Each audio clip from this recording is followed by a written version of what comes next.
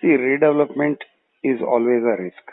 There's Okay. always a risk. You may think, oh, it's a good risk. Okay, it may be a good risk, but it's always a risk. Okay.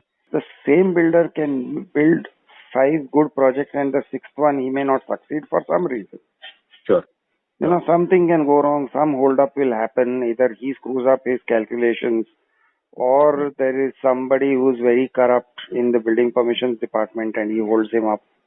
Hmm. Or somebody files a case and brings a stay order. So basically any number of risk factors are there. Or for that matter, mortality. Siddhivinayak builder consists of what? It's a partnership or a family thing or what? So there were two brothers. One brother unfortunately expired in 2014. That's why one of the project for 3-4 months got delayed.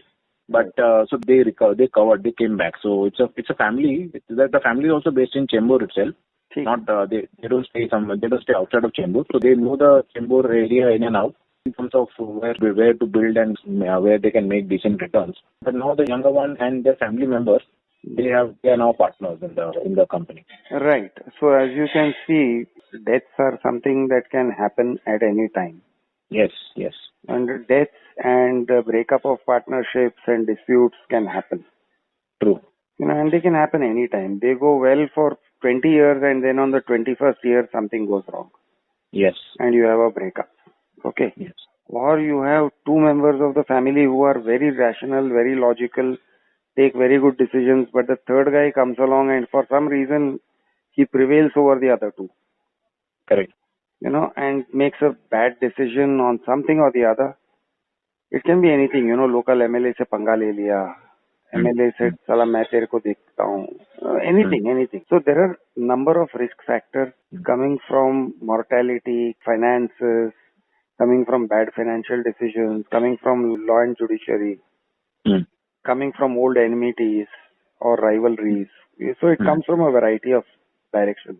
But there are risk factors. So redevelopment is basically a situation where you are kind of partnering with the builder. Yes. But you are partners in losses but not partners in profit. Which means if he earns more profit, then he is not going to share any of it with you. But if there is a loss, he will stop constructing. He will just basically stop. Like if he sees that he is going to come out with minus 10% rather than plus 10%, he will stop construction. He will say there is no reason for me to come out with minus 10%. Unless you have a very, very ethical kind of guy who says pran jaye par vachan na jaye. Which is a very small percentage. So basically most people will do that. They'll just halt. So it may have reached, he's building 25 stories, it may have reached 21st slab. And then suddenly the construction will stop. He ran out of money. Then he may say, okay, everybody contribute 10 lakh rupees. Then some people will agree, but some people will not agree. Then it stops. So there are all kind of risk factors. So what I'm trying to say, first of all, is you may not consider those risk factors to be risks, but you are basically a partner in loss. Now, in addition to that, you are planning to buy another flat in the same redevelopment property. Correct. So now you are not just taking one loss. It is like you are playing Russian roulette, but you are going to take the revolver twice to your own head. You are going to press the trigger twice. Once for the house and once for the house booked. Right? Once for the existing house and once for the house you booked. 2 clicks. That sounds pretty bad. Yeah. That sounds like a very bad risk spreading strategy. So I would really, really recommend, I know this is a tough ask, but if your builder is willing to buy back your house actually at a price, okay, I would really recommend sell your house instead of being there as a partner in loss. Okay. Now you may say, "Arey yaar, but my dad and mom are very senti about living in exactly the same building." But sentimentality can cost you a lot of money and it can hurt your future like anything. So, it's like you don't get sentimental in the stock market. You don't get sentimental about your purchases, right? Mm. You don't go into stock buy with your ego and you say, no, now I'm going to hold on to this. Correct. You may have taken the wrong call. The market is not behaving like you expected it to behave. You have to say, I made a mistake, and you offload those shares. So you need to have that kind of mentality going into this. I will highly recommend that if the builder is willing to buy or one of your neighbors is willing to buy, because people are bullish on these things. अरे मैं ले लूंगा साहब, आप आपका घर मुझे दे दो. Correct. You know. Actually, ऐसे ही हो रहा है. So one of the reasons happening is that within the building itself, there are existing members only wanting to buy additional flats. Then I will highly recommend that you should take the opportunity to sell it to them. Sure. Okay. Why? Because it makes sense to be risk averse in a redevelopment. There is only a downside risk. There is no upside risk. You will never get an extra square foot, but there is always a possibility of you not getting your house for the next 10 years.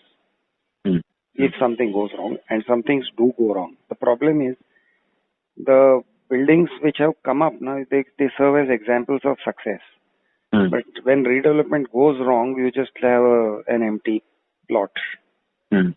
And the people who are living there are no longer living there. They're living somewhere else, far away. So there's nobody left to talk about the failure. So this is the reason that when things go right, you will see it. When things go wrong, you won't see it. So really recommend that you should not take that risk. However, assuming for a moment that your dad and mom say, no, this is our full and final decision. You considered it. We want to stay here. We want to take this risk. Then second option then is you need not take the same risk by purchasing a flat or booking a flat in the same redevelopment project. Because now that will double your risk. Rather than that, I would say that you should book in another place which is not buy a flat in a nearby place. Somewhere on the same road, for example, same street. Existing building.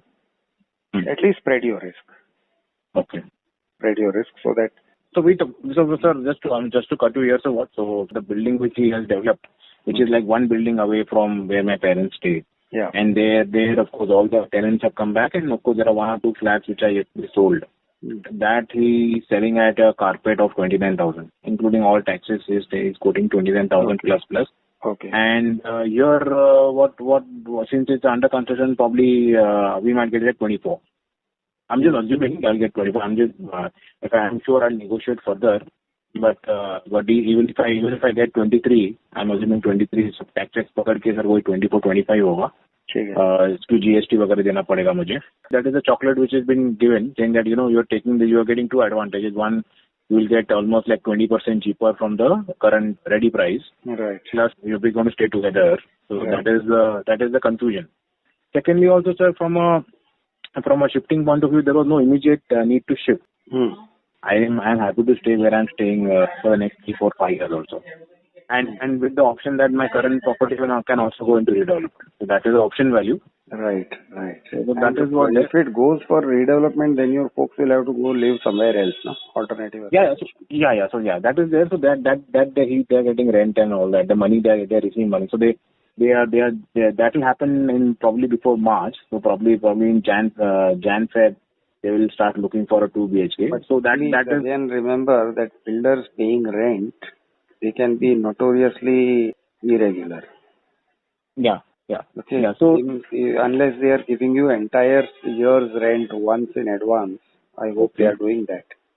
Okay. पूरे साल का rent एक बार ले लो तो आपको हर महीने का tension नहीं है. It will reduce the stress factor. Of course, when the next year rolls around, there is a stress again. Builders can be very, very erratic because their cash flows. Sir, you please bear with us. We are having a cash flow difficulty this week or this month or whatever. So they can really do that, and your nerves will be on edge all the time.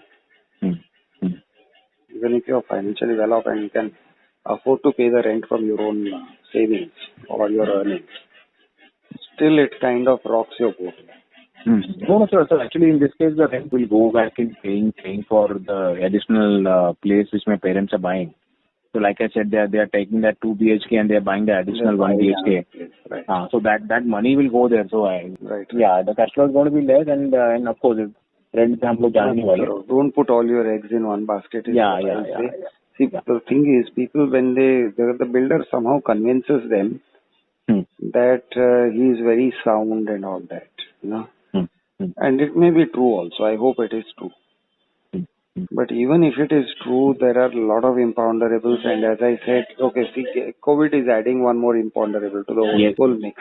India seems to have escaped very lightly. So we seem to be getting on very well in COVID. And in fact, if you just check on Worldometer, you will find out that some other countries, they have got 10 times the death rates that India has, or even more. 10 to 15 times the death rates. Can you imagine? Correct. You know, we are getting off very lightly. And hopefully we will. Hopefully, but even if the rest of the world's economy is going to be, you know, rocked by coronavirus, it means that we are going to feel the tremors. Sure. You know, if US and UK and all these countries are getting rocked, surely we are not going to escape the tremors, at least aftershocks, if not the direct earthquake. So you don't know what are the imponderables that next year is going to throw up at the builder and at you. So again, what I would say is err in the direction of safety, and redevelopment is really something where you are getting only downside risk. Think about it. The builder is shifting all the risk to you. You may think, oh, it's a fair deal. He is giving us this much more and all that. Think of the risk that is shifting to you. Until and unless the flat materializes and your extra one bedroom materializes, until each and everything materializes, you are basically just carrying a risk. When it materializes, okay, the risk is over. But a lot of times that when becomes an if.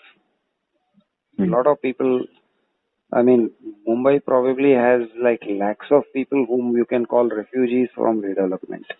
Yes. And without exaggeration, the figure is in lakhs. And many of those people have been rendered destitute. Like, if they were not financially well off, they have just sunk. You know, senior citizens in their last days of their lives have just gone to live somewhere. तो कोई पनवेल में, कोई Meera road में, कोई पता नहीं किधर. Outskirts, Ambernath and all. And they never get their house back. Basically, that's it. It's end of the line for them. So it's redevelopment is not a picnic. Don't take it lightly. It is a grave risk. Best option, get out of the risk. Second option, at least spread your risk. Please spread your risk. Don't put your money in the same house, same flat, same property. So on the back of the same builder. Put it somewhere else. Okay. You know, don't be sentimental on that. Okay. It is not don't be guided on sentiment. It will be a very bad idea. And even if, okay, let us assume worst case scenarios don't play out. But sometimes bad case scenarios play out. So what happens is the whole project gets delayed by 2 years, 3 years. Even then it is going to be a nerve-wracking experience. Yeah, certainly, because the rent and all will stop. Assuming the rent stops from my parents and all, we'll have to, वो cash flow भी चालू हो जाएगा, plus EMI will also start. Right. Yeah. So that is that. Going to RERA is, by the way, not an option for those who are giving their flats up for redevelopment. Okay. RERA, unless and until they do something like buy a flat. So if you're buying a flat or even buying 100 square feet extra, if you're buying extra space, then as a buyer you are eligible to go to RERA. Okay. But only to the extent that you are a buyer. Okay. Otherwise, you have no option of going to RERA because you are seen as a co-promoter. You're not seen as a consumer. You're not a flat buyer. Okay. So that is one forum less for you. You're less protection. So a lot of downside risk, no upside risk. spread your risk.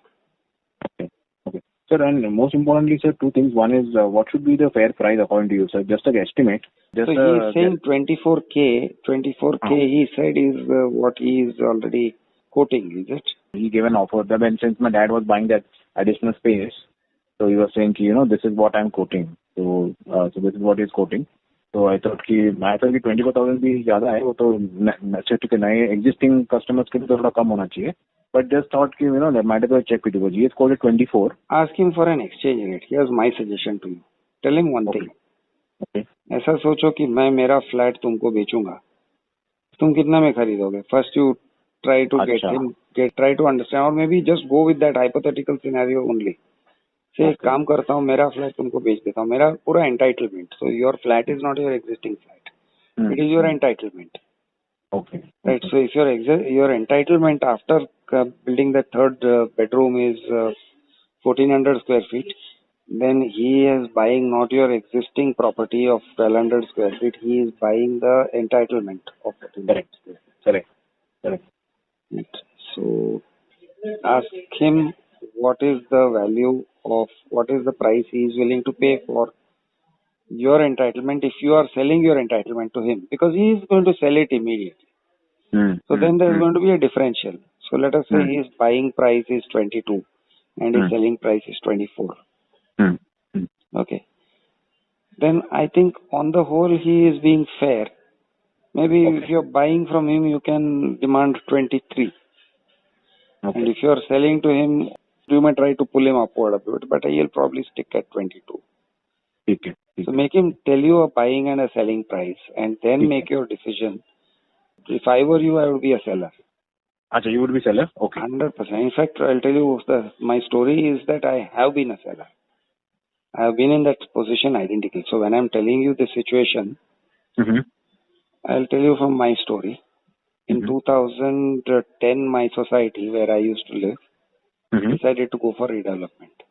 But dad was aging. He could not take the heat. You enter into discussions in general body meetings. It's a very heated environment.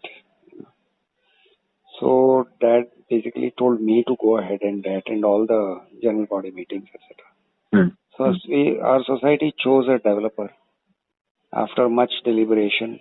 When you choose the developer, the process is so defective and it has so many infirmities that it's ridiculous, really. Again, it's another game of Russian roulette. Okay. But still, we chose a developer.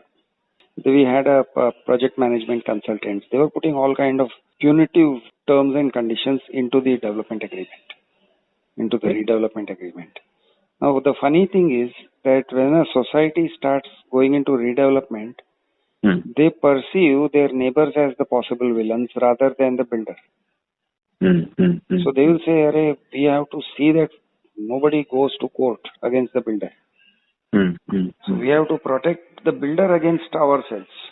So what we are going to do is, anybody goes to court, we will impose 1 lakh penalty per month." This kind of clauses were being put into it, and I said, nothing doing, remove all those clauses. Because you are a society, you will impose fine against your own member who has gone to court against the builder, who is another party. So, you are fighting on behalf of builder, your own member. How does it even make sense? So I said, you will have endless jurisdictional difficulties. Remove these clauses. So sab maine nikalwaya. And I insisted on a repurchase clause. I said, you have to put in a clause, and they put it in. The builder, of course, tried to dilute the wordings and all. Then I corrected the wordings. Basically, we put a floor price of 15,000 Borivali, 15,000 per square feet. So 15,000 per square feet, he will repurchase at any time until and unless he gives possession. From the time that he gets IODCC till the time he gives possession. He later on declared a price of buying at 16,000 and selling at 17,000. Okay. So I sold my entitlement to him. At first he said he'll only buy what is your actual flat. I said, no, actual flat, you're not going to use my actual flat. You're going to break it down immediately.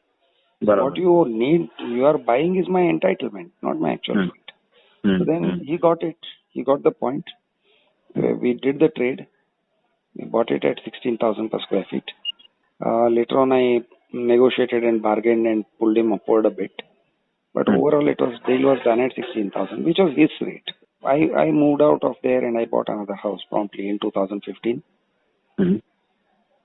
That building has not yet come up. That building is still in the doldrums. He has stopped paying rent about 1.5 2 years ago. All my neighbors, 32 neighbors रखड़ गए. कोई इधर कोई उधर. अच्छा. Okay. The chairman and secretary and all these guys who are so strongly standing behind him, सब लोग उनकी बोलती बंद है. They don't attend meetings. Somebody has gone to RERA, somebody has gone to consumer court. Nothing's happening. So it is like that. Things that look normal can go bad very quickly. And he looked like a good builder. In fact, he had taken up several projects in my area. Looked like a good chap. He was a good chap to talk to. He was a good guy. A nice guy, civilized guy. But when they go bad, they go bad. You may say I'm biased. I'm biased because there is some experience in. No, you're talking about experience, which is a fair point. So, I mean, we also are creating a situation because uska do projects samne dikhta hai, acha ban raha hai, people have come and staying and everything is looking good. That does not mean the third project will have a replay. Right. Which is not a right way to look at things. What you're saying is right. And even if there's a partial failure, it will hurt you very badly. Yeah. So, if he stops paying rent, it will cause a lot of anxiety. Yes. There are all these kind of things you need to look at. And if someone says, no, I'll go to court, boss, don't kid yourself. You can't go to court. You have no locus standi. Because unfortunately, the way the court looks at it, you are not the owner of the house. It is the society that is the owner of the premises. And so only if the society decides to go to court, then going to court is an option. The entire society, as a body corporate, has to go to court. वो तो होने वाला नहीं है. Okay. So it is not at all a advisable option. Redevelopment is like major surgery, like open heart surgery or something. Not at all advisable. You don't do. It's not an elective surgery. It's not something you do out of your own desire. So if you can get a way out, I know that your folks may have made up their mind and all that. So there'll be a lot of argument and a lot of unpleasantness. But still try to make them see some sense. Moving out is a better option. And don't be sentimental because the place will never have the same feel. The house is not going to have the same feel. It will be unrecognizable. Yeah. You will probably not even be facing the same way. Your windows will not be facing the same. No. That is different. So right now, what is the current facing windows and all that? That is completely going to change. It's completely going to change. So you're going to feel like a different place altogether. So I don't know why you should be senti about that particular patch of land. Nothing is going to stay the same. The rates of maintenance will also rise. Yeah. And very steeply. So one should look at it very unsentimentally. Just think about it as if some stranger, even a relative, came to you and said, "अच्छा, एक काम करते हैं, आपका जो property है वो property मुझे दे दो और मैं आपको उसके ऊपर प्रॉफिट कमा के मैं आपको देता हूँ." Now that is basically the proposition. You hand over your property to me for 3-4 years. Then I am going to make a profit on that. And then I am going to hand that profit back to you. Or I'll hand part of that profit back to you. Now this is the proposition. I think you would outright say no. But this is exactly the same proposition in redevelopment. So just 23-24 is a fair number, or should I negotiate further? Difficult for me to know. Yeah. Talk about a spread, like what's your buying price, what is your selling price. Then you will know whether you can negotiate. For example, if the spread is like he is buying at 20 and selling at 24, then you know there is a big spread. True. Then you can try to take him towards 22. Okay. But if he says I am buying at 22 or I'll buy at 23, then you have very little spread left. So put it to him like that and see if he can tell you what is his spread. So my parents should have asked him when they were doing this, because what he said, my existing property is now 28, and that's the answer he gave. I'm sorry, I didn't get that. So the answer he gave was all my existing redevelopment projects which he has built, the new flats which he sold, all those flats he sold at starting from 27,000 up to 29,000. That is a question we didn't ask him, so probably this will ask. That is the right way to judge. Yeah. Instead of asking go very seriously and ask him, listen, I have decided to sell, bol ke hi jao. And then you ask him what is the price at which you will buy. And of course, you can ask your neighbors what is the price at which they will buy. Okay. So you will get a better idea of whether he is being fair or not. If you've got a neighbor who's willing to buy your flat at 27. Sure, understood.